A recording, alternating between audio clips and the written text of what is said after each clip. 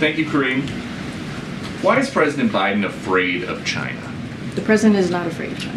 Well, Did you see the president last week when we went to Ukraine, went to Kyiv? This is not a president that's afraid of anything. It was a historic trip that many of you said was brave. So clearly, this is a president that's not afraid to go to a war zone.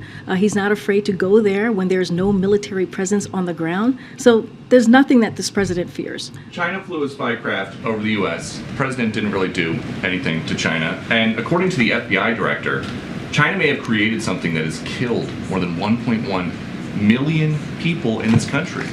And President Biden is not punishing them. So you're giving me two things here. So let's take them in parts. As we talk about the China surveillance balloon, the president did take that down, and he did it in a way that as it was on its path, we collected information from it, we protected our national security information on the ground, and we did it in a way that was smart, effective, and also protected the American people. That's what the president's always going to put forth, is the safety of the American people. So that's what the president did with that particular issue. Look, as it relates to, you're talking about the COVID origins, we've been very clear. We've been very clear that we need the data, and we need to figure out how to get to the bottom of the COVID origins. And that's something that the president has said since the beginning of this administration. So that none of that has changed. But with his campaign, it was all about shutting down the virus and how hard it is for families with an empty chair at the kitchen table because of COVID. If we now know, according to the FBI director, who is most likely responsible for all those empty chairs at all those kitchen tables, why not do more to try to hold them accountable? So I'm going to flip that on its head for a second. It was because of this president that took action. By the way, the last administration did not have a comprehensive plan to actually. No. Responding to COVID, but where did COVID come from? If we know. Peter, you can't tell. First of all, you can't tell me how to answer the question. I'm going to answer it for you, right? So just give me a second.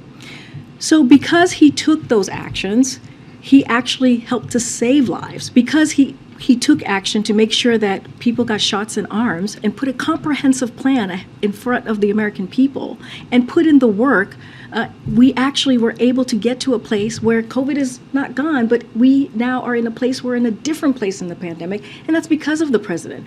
And that's because of his leadership. So let's be very real about what the president has done over the last 2 years to take on COVID, to make sure that the economy is growing again, to make sure that we're really working for the American people. So that's number one. I want to be very, very clear on that.